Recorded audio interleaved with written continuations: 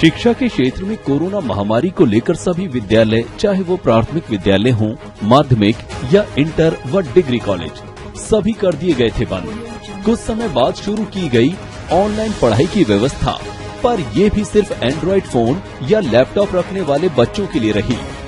बाकी बच्चे लॉकडाउन के समय में वंचित रहे पढ़ाई से। और अब जब प्राथमिक स्कूलों को छोड़कर सभी स्कूल खुल गए हैं और आने वाली 1 मार्च से सभी प्राथमिक विद्यालय खुलने वाले हैं, तो बुलंदशहर क्षेत्र में कहां पर क्या क्या चल रहा है, इसी बात की जानकारी ज्ञान न्यूज की टीम ने ली। यहां तो हो गई है मारपीट, यहां शांति से हो रहा काम, यहां अध्यापिकाएं कर रही काम और बड़ी मेम का निराला है अंदाज। इन सब से हटकर जब ज्ञान न्यूज की टीम सलेमपुर गांव पहुंची तो वहां अलग ही था नजारा। गांव में जगह जगह शिक्षण सामग्री की बनाई गई थी पेंटिंग्स और लॉकडाउन में भी एक टीम कर्मवीर बनकर हर एक मोहल्ले में जारी रखा उनकी पढ़ाई को। साथ ही ऑनलाइन पढ़ाई भी रखी चालू। और अब जब स्कूल हैं खुलने वाले तो स्कूल में जगह जगह शिक्षाप्रद चित्र बनवाकर और जगह जगह नुक्कड़ नाटक करवाकर बच्चों में जगा रही जागरूकता। साथ ही गांव की अनेक निरक्षर महिलाओं को भी पढ़ना लिखना सिखाया। श्वेता दीक्षित, जिनके लिए राज्य अध्यापक पुरस्कार की हो चुकी है घोषणा, और मुख्यमंत्री श्री आदित्यनाथ योगी इन्हें स्वयं करेंगे सम्मानित। आइए देखते हैं ज्ञान न्यूज द्वारा उनसे और उनकी टीम से बातचीत के कुछ अंश। अभ्यास का अवसर देने के लिए कक्षा 2 व 3 के लिए भाषा विषय की अभ्यास पुस्तिका भी विकसित की गई है। अरे इतना ही नहीं भैया, शिक्षकों को भी समृद्धि मॉड्यूल के द्वारा ट्रेनिंग दी जाएगी और 100 दिन के बाद सभी बच्चों का अंतिम आकलन सेट 3 परीक्षाओं के आधार पर बताया जाएगा।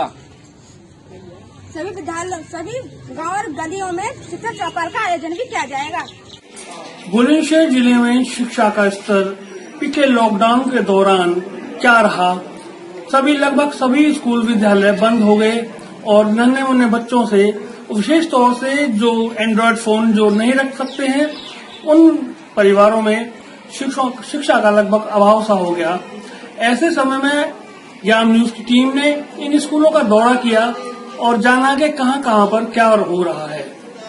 इनमें से कुछ चीजें हम आपसे साझा करते हैं, आपको बताते हैं। आइए मिलते हैं सिकंदराबाद क्षेत्र के सलेमपुर क्षेत्र गांव से, इस विद्यालय से।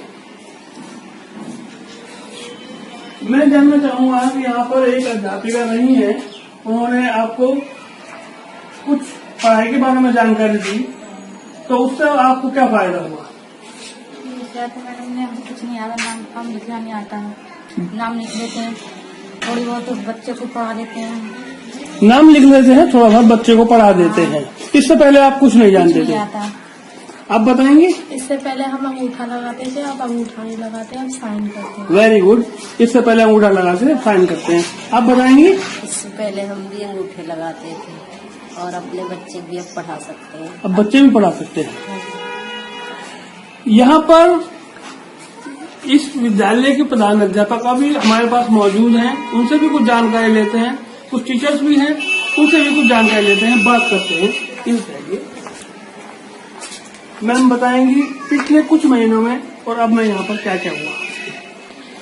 सर, पिछले कुछ महीनों में जैसे कि हम सभी जानते हैं कि कोरोना महामारी के चलते हुए बच्चों का विद्यालय से बिल्कुल संपर्क टूट गया था, विद्यालय बंद हो गए थे।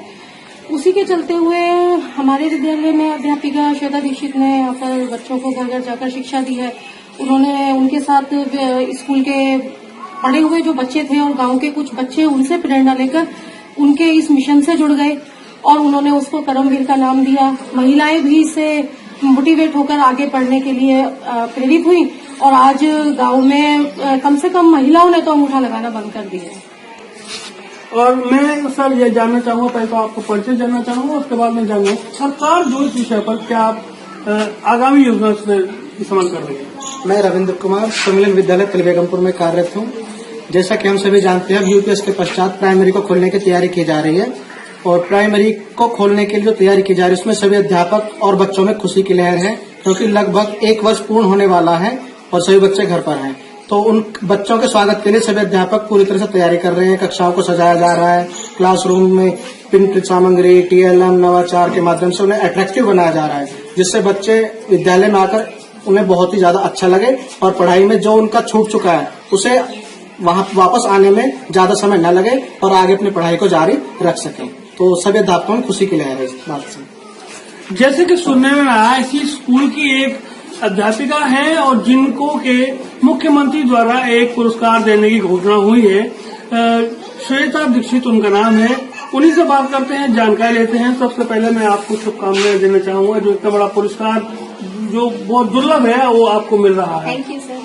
तो आप बताएंगे आपने इस दौरान क्या क्या किया और अब आने वाले समय में क्या क्या तैयारी आपकी जा रही है? जी, लॉकडाउन के समय शिक्षा पर कोरोना महामारी की वजह से जो नकारात्मक प्रभाव पड़ा है उसकी भरपाई करने के लिए सभी शिक्षक बहुत मेहनत कर रहे हैं। हमारे यहाँ विद्यालय में भी सभी शिक्षक मिलकर के गांव-गांव जाकर के बच्चों को पढ़ा रहे थे। क्योंकि हमारा गांव बहुत बड़ा है तो हम लोगों के लिए थोड़ा सा डिफिकल्ट टास्क था। तो गांव के युवा हैं ये हमारे साथ आगे आए और इन्होंने हमारे साथ बच्चों को पढ़ाने में और कोरोना महामारी से जागरूक करने में बच्चों को और पेरेंट्स को काफी मदद की हमारी।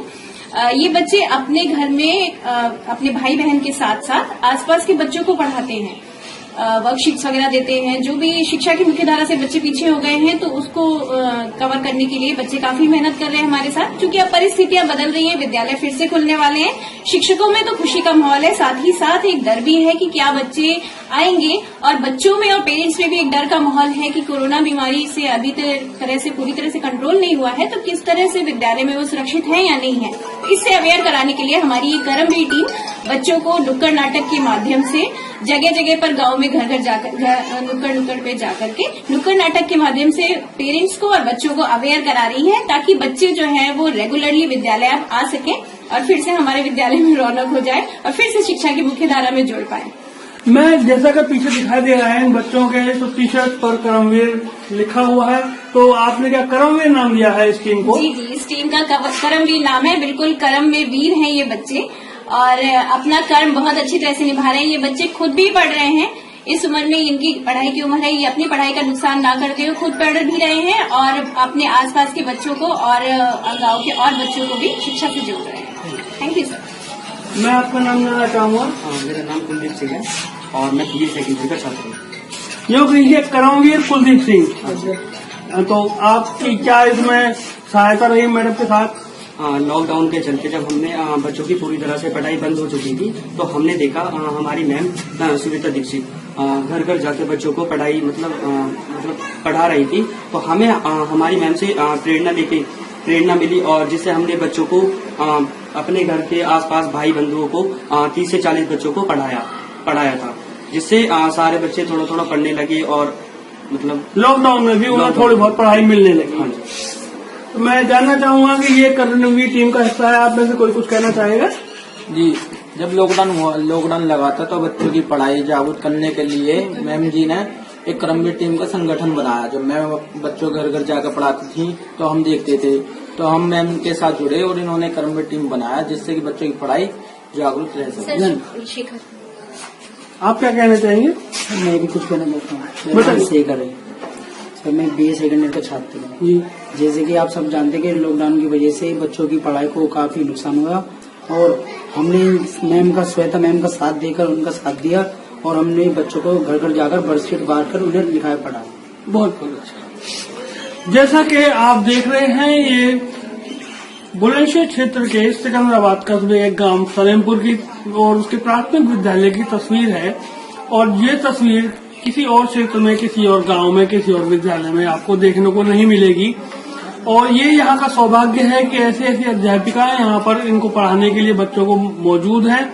और जिस समय लॉकडाउन के टाइम में पूरा क्षेत्र बंद पड़ा हुआ था, पढ़ाई का कहीं से कहीं तक नामो निशान नहीं था, उस समय इन्होंने योजना बना करके बच्चों की पढ़ाई तो एक तरीके से पुनर्जीवित कहूंगा मैं, पुनर्जीवित करी। और अब जब विद्यालय की योजना खुलने को है, अब प्राइमरी स्कूल को छोड़ करके सभी विद्यालय लगभग खुल गए हैं और 1 तारीख से प्राइमरी स्कूल खुलने की योजना है।